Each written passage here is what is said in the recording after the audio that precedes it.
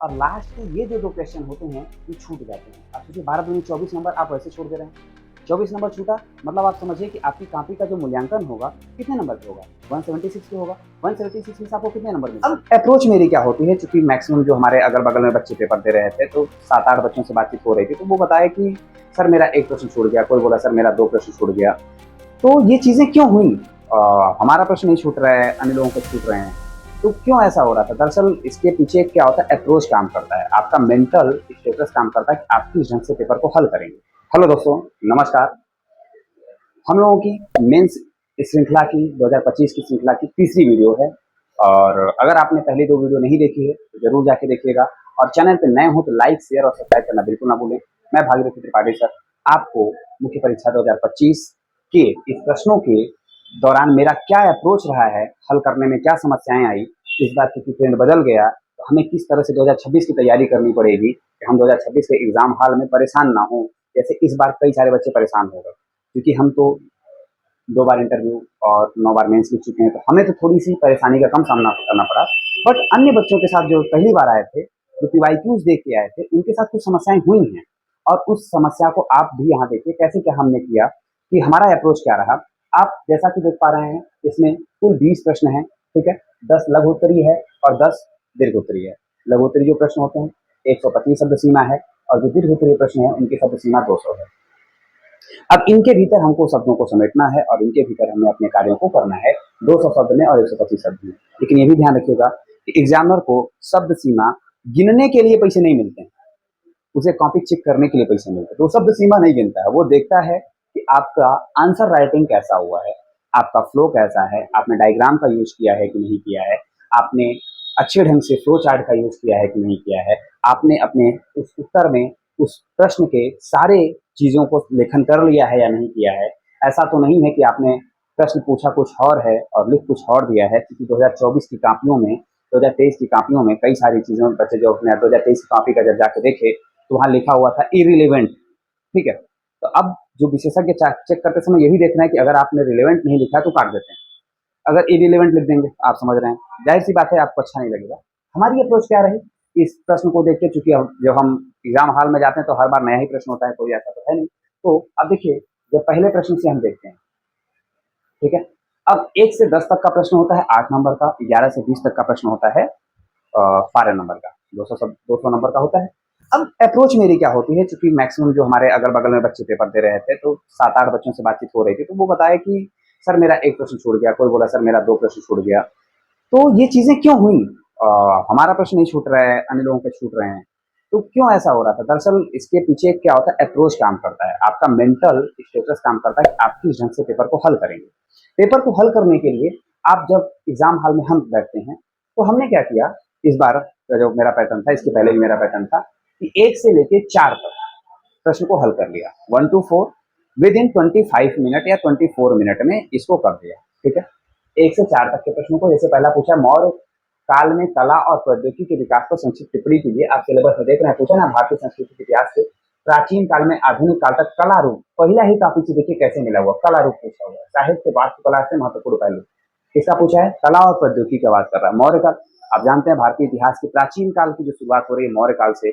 जब हम इतिहास पढ़ना शुरू करते हैं तो मौर्य काल आता है, उसके पहले वैदिक संस्कृति आती है, उत्तर वैदिक संस्कृति आती है, फिर सिंधु घाटी सभ्यता थी पीछे के समय में। लेकिन हमसे किससे पूछे? मौर्य काल से। अब मौर्य काल की कला और प्रौद्योगिकी के बारे में अब बताइए, मौर्य काल की कला क्या थी, मौर्य काल की प्रौद्योगिकी क्या है? कला में आप राजा प्रसाद का उल्लेख कीजिए, प्रौद्योगिकी में आप देखिए कि सारनाथ का जो स्तंभ बना है या मेहरौली स्तंभ बना हुआ है, वो किस प्रस्तर से बना हुआ है, किस तरह से उसको पालिश किया गया कि आज भी वो बना हुआ है, इलाहाबाद में जो रखा गया है, ठीक है? इसको बताइए। फिर 19वीं शताब्दी में भारतीय सामाजिक धार्मिक सुधार आंदोलन में स्त्रियों से ये मुद्दे और एक प्रमुख चिंता के एक से स्पष्ट कीजिए। अब 19वीं शताब्दी में आप देखेंगे कि भारतीय महिलाओं से संबंधित क्या सामाजिक मुद्दे थे, उनका आपने अध्ययन किया होगा और आप देख रहे हैं कि ये जिसका जो टॉपिक है तीसरा है स्वतंत्रता संग्राम, इसके विभिन्न चरण नहीं, इसमें नहीं आएगा। उनका व्यक्ति विज्ञान वो 17-18 नंबर का टॉपिक है, अभी नीचे आ जाएगा, उसको दिखाते हैं आपको, ठीक है? चलिए, उग्रवाद उदारवादियों के विचारों और कार्यप्रणाली के विरुद्ध एक प्रक्रिया थी, इस कथन की विवेचना कीजिए। ये भारतीय स्वतंत्रता संग्राम से संबंधित है। उग्रवाद जो आप देखते हैं ना कि जो क्रांतिकारी आंदोलन है, जिसको हम मानते हैं कि 1905 के बाद से अप्रोच जो शुरू होती है, बाल लाल पाल की अप्रोच आता है, फिर सुखदेव भगत सिंह राजगुरु का अप्रोच आता है, उस अप्रोच से हमको यहाँ से ध्यान देना। उदारवादी यानी उग्रवाद जो था उदारवादियों के विचारों और कार्यप्रणाली की विरोधी प्रक्रिया थी। जैसा कि आप जानते हैं कि जो उदारवादी थे वो अनुनय विनय की नीति का पालन करते थे। उग्रवाद में बाल लाल पाल जो है वो कहते नहीं हमें अनुनय विनय से कुछ नहीं मिलने वाला है। इस अप्रोच से इसको देना। और यहाँ पे ध्यान दीजिएगा, फ्लो चार्ट जरूरी है। उदारवाद में कौन है, उग्रवाद में कौन है, उदारवाद का चरण क्या है, उग्रवाद का चरण क्या है, इसे दोनों को आप चरण बताएंगे। ठीक है, तो दोस्तों ध्यान दीजिएगा, 1 से 4 तक हमने बात कर लिया। 1 से 4 तक हमने शुरू किया और फिर हम आ जाते हैं सीधे भाग के इस वाले क्वेश्चन को, 11 से 15 के बीच के प्रश्नों को। अब देखिए, समय की रणनीति यही हमने पालन किया। हमारा पेपर 3 घंटे में पूरा हो गया। अदरवाइज 3 घंटे में मैक्सिमम बच्चों का पेपर नहीं पूरा हो पाता है और लास्ट के ये जो 2 क्वेश्चन होते हैं ये छूट जाते हैं। आप सोचिए, 12 दूनी 24 नंबर आप वैसे छोड़ दे रहे हैं। 24 नंबर छूटा मतलब आप समझिए कि आपकी कॉपी का जो मूल्यांकन होगा कितने नंबर पे होगा, 176 पे होगा। 176 में से आपको कितने नंबर मिलेंगे, 80 नंबर मिलेंगे। अब आप मैक्सिमम बच्चों की कॉपी जब देखेंगे तो उनको जीएस के पहले प्रश्न से लेके जीएस के जो दूसरे तीसरे प्रश्न पत्र हैं, चौथे प्रश्न है, 80 नंबर से ज्यादा नहीं मिल रहा है। क्यों नहीं मिल रहा है? क्योंकि अप्रोच अलग है। अप्रोच अलग है। 80 नंबर आप पा रहे हैं, 8 छक 48, 480 पाएंगे। और उधर हिंदी और निबंध के पेपर में आप 180 नंबर पाएंगे। टोटल आप 560, 570 या 760 के आसपास, 700 मतलब 10, 715 के आसपास रह जाते हैं। लेकिन आपकी रणनीति अगर बदल जाएगी, आप अब देखिए, अब इसको रणनीति हमने क्या बताया, हमने क्या किया, 11 से 15 लिख दिया। 11 से 15 में क्या करा, स्वतंत्रता पश्चात भारत के एकीकरण में सरदार पटेल, ये रिपीटेड प्रश्न था। अब आप देखिए, पीवाईक्यू पढ़ के जाना पड़ेगा आपको। यानी 2018 से लेकर 2024 तक के प्रश्नों को अगर आपने हल किया होगा तो ये 2018 में भी प्रश्न था, सरदार पटेल की भूमिका क्या थी। फिर 2019 में जब ये मोदी जी ने हटाया जम्मू कश्मीर का एकीकरण किया, अनुच्छेद 370 को हटाया, 35A को हटाया, उसके बाद सरदार पटेल की भूमिका पूर्व के प्रश्न था। और फिर 2026 में ये प्रश्न देखने को मिल गया। यानी आपको ये बैक टू बैक 3 बार प्रश्न देखने को मिल गए। इसका जिसने भी पढ़ा होगा वो लिख लिया होगा। फिर 1857 से 1947 के कालखंड में भारतीय इतिहास के अत्यधिक परिवर्तन का काल था। अब यहाँ पे आपका फ्लो चार्ट बहुत अच्छा बन सकता है। अब आप यहाँ पे फ्लो चार्ट बना सकते हैं बढ़िया से, बढ़िया फ्लो चार्ट बनाइए, घुमा के तीर मार के। हमने देखा है लड़कियां जो होती हैं थोड़ा सुंदर सुंदर बना देती हैं, लड़के क्या करते हैं, इसे गोला मारते हैं और ये एरो एरो ऐसे ऐसे मार देते हैं। लड़कियां थोड़ा सा फूल पत्ती बना देती हैं तो उनको नंबर ज्यादा मिल जाता है। ये भी ध्यान रखिएगा, आप लोग फूल पत्ती बनाने में क्या जा रहा है, गोल गोल घुमा दीजिए। ठीक है, अब गोल गोल घुमा देंगे तो थोड़ा सा सुंदर लग रहा है। और फिर यहाँ से एरो मारिए, ऐसे मारिए। ठीक है, अब बताइए कि 1857 से 1947 के बीच में क्या क्या बदलाव देख रहे हैं आप। भारतीय इतिहास का अत्यंत परिवर्तन क्या हुआ, सत्ता में परिवर्तन हुआ। किससे? कंपनी के शासन से महारानी के शासन में आ गया। दूसरा, सामाजिक परिवर्तन देखा जा रहा है। राजा राम मोहन राय से लेकर ईश्वर चंद्र विद्यासागर ने सामाजिक जो सुधार थे उस पर फोकस किया, उस पर देखा गया। क्रांतिकारी गतिविधियां आगे बढ़ रही हैं, कांग्रेस का गठन हो रहा है। इसके बाद पत्र पत्रिकाओं का प्रकाशन हो रहा है, सामाजिक सुधार हो रहे हैं, भारतीयों में राजनीतिक चेतना आ रही है। गांधी इस दौरान अफ्रीका से वापस आ रहे हैं। अब इसे फ्लो चार्ट के माध्यम से दिखा सकते हैं। अगर आप इस पर लेखन करना चाहेंगे तो भाई साहब इतने हुए हैं परिवर्तन कि आप कितना लिखेंगे भाई। 5,000 शब्दों में अगर आप चाहें तो इसी को 2,000 शब्दों में लिख सकते हैं कि भाई परिवर्तन कितना हुआ है। लेकिन अब फ्लो चार्ट के माध्यम से आप मैक्सिमम चीजें कम शब्दों में दिखा देंगे और एक पेज में आप इसे प्रस्तुत कर देंगे। इसको किया आपने, फिर उसके बाद इसका विश्लेषण कर दिया। जर्मनी का एकीकरण राष्ट्रवाद के आदर्श और यथार्थवाद की सख्त राजनीति के अंतर्विरोध का प्रतीक थी। अब ये भी प्रश्न बिस्मार्क से रिलेटेड है, क्योंकि आप देख रहे हैं बिस्मार्क जो है जर्मनी की एकीकरण में निरंतर प्रयास कर रहा है। अब बिस्मार्क की रक्त और लौह की नीति, अब बहुत सारे हमारे बगल में ही कुछ बच्चे बैठे थे, कहे कि इसमें बिस्मार्क को लिखना था ना। हमने कहा भाई बिस्मार्क ही तो जर्मनी के एकीकरण का प्रणेता है। कहे हाँ हाँ सर बहुत बढ़िया लिखा है, बिस्मार्क लिख दिया, याद नहीं आ रहा था लेकिन बिस्मार्क का नाम लिख दिया है। हमने कहा उनकी ब्लड आयरन एंड ब्लड की थ्योरी लिखी नहीं है, नहीं सर ये तो छूट गया। भाई उसकी रक्त और लौह की नीति थी। उसने 3 युद्ध लड़े जर्मनी को जीतने के लिए। 1864 में डेनमार्क का युद्ध लड़ा, 1866 में फ्रांस के साथ युद्ध लड़ा, 1871 में जाके उसके ऑस्ट्रिया के साथ युद्ध लड़ा। यानी फ्रांस ऑस्ट्रेलिया डेनमार्क के साथ युद्ध लड़ा। ठीक है, अब युद्धों के बाद जर्मनी ने क्या किया, युद्धों के दौरान बिस्मार्क ने फ्रांस को अलग थलग किया, ऑस्ट्रिया को अलग थलग किया, रसिया जो उसके बाद डेनमार्क था उसे अलग थलग किया। और ये अलग थलग करके रणनीति अपनाई। क्या बताया, राष्ट्रवाद का आया था, यानी प्रसा में राष्ट्रवाद को बढ़ाया दिया। और यथार्थवादी शक्ति राजनीति, यानी यथार्थ में गुप्त संधियां किया, ब्रिटेन को अलग थलग कर दिया, रूस को अलग रखा, डेनमार्क से लड़ लिया, ऑस्ट्रिया को अलग रखा, फ्रांस से लड़ लिया, फ्रांस से लड़ लिया, ऑस्ट्रेलिया डेनमार्क को जीत लिया और जर्मनी का एकीकरण कर दिया। यहाँ से जर्मनी का एकीकरण। अब ये जो प्रश्न है हमारे 11 मिनट के अप्रोच की होती है, यानी 11 मिनट में हम इनको कर रहे हैं। ठीक है, कितने मिनट में, 11 मिनट में। अब ये 11 मिनट का अप्रोच चल रहा है। फिर हमें आया नगरीकरण से संबंधित सामाजिक आर्थिक समस्याओं की विवेचना कीजिए। अब भाई साहब वर्तमान में एसडीजी लक्ष्य चल रहे हैं और नगरीकरण के लिए हमारे प्रधानमंत्री जी स्मार्ट सिटी मिशन चलाए हुए हैं। स्मार्ट सिटी मिशन से शुरुआत कीजिए और नगरीकरण की सामाजिक समस्याएं क्या हैं, आर्थिक समस्याएं क्या हैं, उनकी विवेचना कीजिए और ध्यान दीजिएगा कि सतत शहरी विकास के लिए इसे एसडीजी से जरूर जोड़ना है, क्योंकि सतत शहर बोला हुआ है और सतत शहर में टिकाऊ शहर की बात की गई है। एसडीजी 11 में आना है, एसडीजी 12 को बताना है और ये बहुत जरूरी है एसडीजी 11 और एसडीजी 12 को ध्यान में रखने के लिए। अगर एसडीजी आप ध्यान नहीं देंगे, यहाँ पे आपके नंबर रिड्यूस हो जाएंगे, इसको ध्यान देना है, क्योंकि इस प्रश्न में हम 7 नंबर ले सकते हैं। इस प्रश्न में हम 7 नंबर ले सकते हैं। अगर नहीं आप एसडीजी को रखेंगे, सामाजिक और आर्थिक समस्याओं को अलग अलग नहीं रखेंगे, एक तो आपके पास शब्द सीमा कम पड़ जाएगी, आप लगा नहीं पाएंगे। सामाजिक समस्याएं अलग दिखाइए, आर्थिक समस्याएं अलग दिखाइए और फिर इनका समाधान एक फ्लो चार्ट में अलग दिखाइए। सामाजिक समस्या के समाधान के लिए सरकार क्या कर रही है, जैसे आप देख रहे हैं कि भारत सरकार जो है जल जीवन मिशन चला रही है, फिर प्रधानमंत्री आवास योजना शहरी चला रही है, आयुष्मान भारत योजना चला रही है, फिर ऑनलाइन डिजिटलीकरण के माध्यम से लोगों को आवास प्रदान करने का कोशिश कर रही है, सारी सुविधाएं ऑनलाइन कर दिया है। यानी इस नगरीकरण की सामाजिक समस्या का समाधान तो कर ही रही है। आर्थिक समस्या के समाधान के लिए क्या कर रही है, विधवा पेंशन योजना दे रही है, बेरोजगारों को बेरोजगारी भत्ता प्रदान करने की कोशिश कर रही है, फिर जो सम्मान निधि है उसको प्रदान कर रही है। ठीक है, ये सारी चीजें आगे बढ़ रही हैं। और फिर भारतीय परंपरागत मूल्यों पर आधुनिक और पश्चिमी के प्रभावों का मूल्यांकन करना है। यानी परंपरागत हमारे मूल्य क्या हैं, परंपरागत मूल्य हमारे क्या हैं भाई साहब, हमारे परंपरागत मूल्य ये हैं क्या है? समाज में परिवार की भूमिका है, परंपरागत मूल्य है। आप जानते हैं परिवार की भूमिका को कितने अच्छे से ध्यान में रखा गया है। और अगर परिवार नहीं है तो फिर क्या है परंपरागत मूल्य, माता पिता की सेवा करना, बड़ों का आदर करना, समाज की एकता को बनाए रखना, ये सारी मूल्यों को हमें ध्यान में रखना होगा कि परंपरागत क्या मूल्य हैं। और आधुनिकीकरण पश्चिमीकरण ने कैसे, जैसे परिवार में विवाह व्यवस्था थी, अरेंज मैरिज था, आज क्या आ गया, लिव इन रिलेशन आ गया। आज क्या आ गया पश्चिमीकरण से, पति की हत्या कर देना आ गया, नीले ड्रम में भर देना आ गया।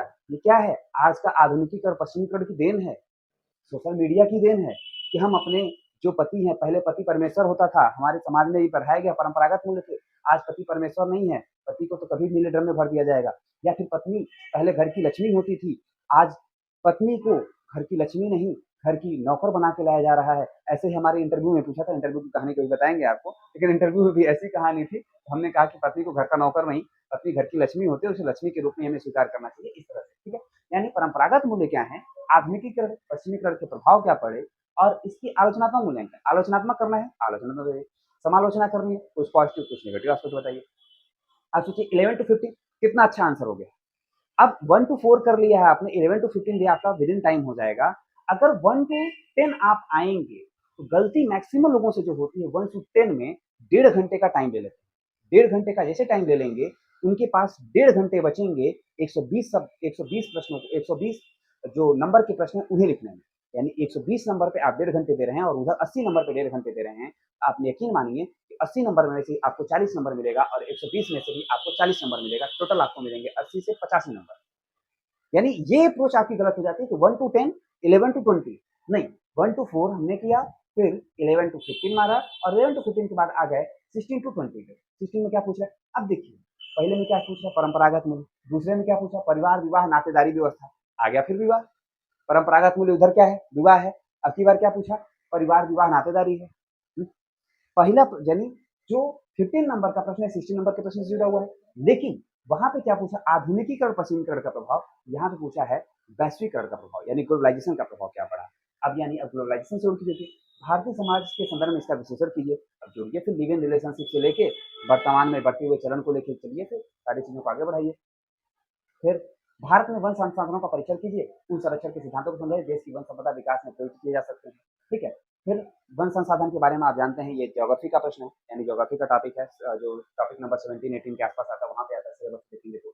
शरारती और घुसपैठियों में विभेद कीजिए, ये जो प्रश्न है आजकल आप देख रहे हैं कि असम में ये मुद्दा बहुत ज्यादा चर्चित में है कि शरारती और घुसपैठियों में, तो जो घुसपैठी हैं उन्हें बाहर करना है, शरारती हैं उन्हें शरण देना है। अब भाई भारत ने रिफ्यूजी जो कन्वेंशन हुआ है उसे भारत ने हस्ताक्षर नहीं किया है, तो भारत ने हस्ताक्षर नहीं किया है तो शरणार्थियों के लिए क्या करेगा भारत, शरणार्थियों की सुरक्षा सहायता के लिए भारत सरकार ने क्या कदम उठाए, तो भारत सरकार कदम उठाती है, लेकिन रिफ्यूजी कन्वेंशन जो हुआ है उसका हस्ताक्षर नहीं, उसका पक्षकार नहीं है। तो शरणार्थियों की रक्षा के लिए भारत ने क्या क्या किया है, अब इसको उठाइए शरणार्थियों की रक्षा के लिए।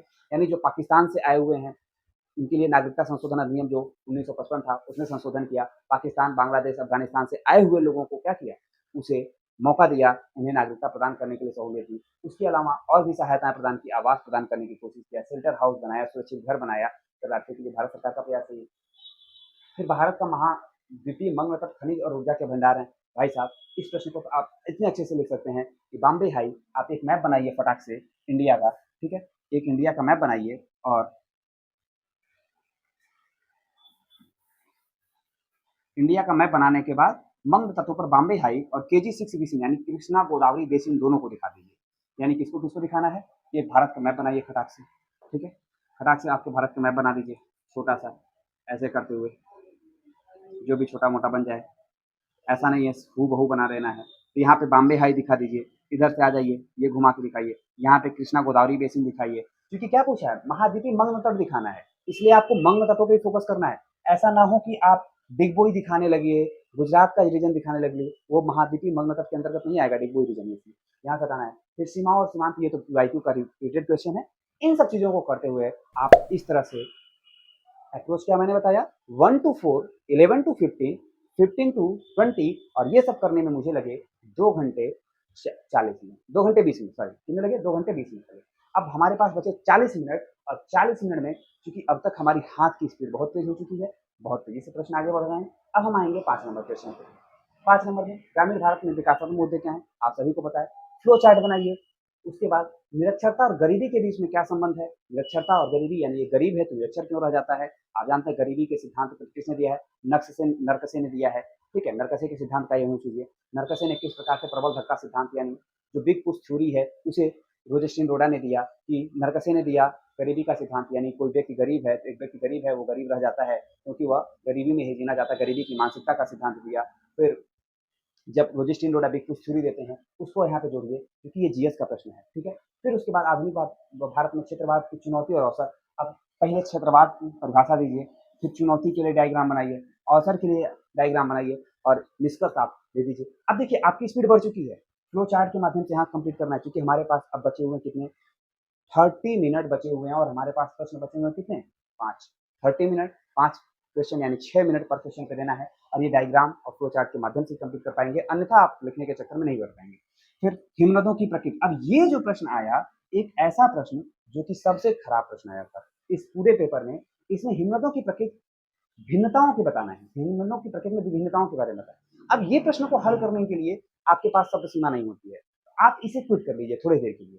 पहले आ जाइए भारत में मैंग्रोव और प्रवाल भित्ति के बारे में। मैंग्रोव वनस्पतियां कहाँ पाई जाती हैं, सुंदरवन को बताइए, गुजरात को बताइए, तटीय एरिया को बताइए। प्रवाल भित्तियां कहाँ पाई जाती है, लक्षद्वीप अंडमान के हिस्से को बताइए। इनका प्रबंधन किस प्रकार से भारत सरकार कर रही है, मैपिंग के थ्रू इसको बताते हुए आगे बढ़ जाइए। चीन भारत सीमा विवाद के उद्भव, विस्तार और निहितार्थ का परीक्षण करना है। ये इस प्रश्न इसलिए पूछा गया, अभी हाल ही में लिपुलेख दर्रा को खोला गया है, और लिपुलेख दर्रा जब खोला गया, इस वजह से चीन भारत सीमा विवाद चर्चा में आ गया। इसके उद्भव के पीछे का कारण क्या है, विस्तार क्या है, निहितार्थ क्या है, इसकी चर्चा कीजिए। मानसून की उत्पत्ति के अभिनव सिद्धांतों की आलोचना का परीक्षण कीजिए। मानसून पर एल नीनो के प्रभावों की विवेचना कीजिए। इसे आराम से आप करते हुए अब फिर आइए भारतीय हिमनदों की प्रकृति के। अगर आपके पास बचा हुआ है 5 से 6 मिनट, तो आप हिमनद बताइए क्या होते हैं, हिमनदों की प्रकृति बताइए क्या होते हैं। अब लेकिन पढ़ा नहीं है इसलिए लिख नहीं पाएंगे, तो जो भी 1-2 लाइन में याद आए, तो पॉइंट वाइज याद आए, हिमनद क्या होते हैं, भारत में हिमनद कहाँ पाए जाते हैं, हिमनद किसके कारण, हिमनदों से क्या बनता है, इन सब चीज़ों को बताते हुए इन प्रश्नों को समाप्त कीजिए। और यकीन मानिए कि अगर आप 1 to 4, 11 to 15, 15 to 20 के अप्रोच से काम करते हैं, तो आपके प्रश्न हल हो जाएंगे। फिर 6 to 10, अन्यथा आपके प्रश्न नहीं हल पाएंगे, प्रश्न छूट जाएंगे। दोस्तों, मिलेंगे नेक्स्ट वीडियो में, तब तक के लिए थैंक यू, धन्यवाद। चैनल पर नए हो तो लाइक, शेयर और सब्सक्राइब करना बिल्कुल ना भूलें, और हमारी पुरानी 2 वीडियोज अगर आपने नहीं देखी हैं, उन्हें जरूर देख लें, और अगली वीडियो GS2 पे आएगी, वो भी आप लोग इंतजार करें। थैंक यू, धन्यवाद।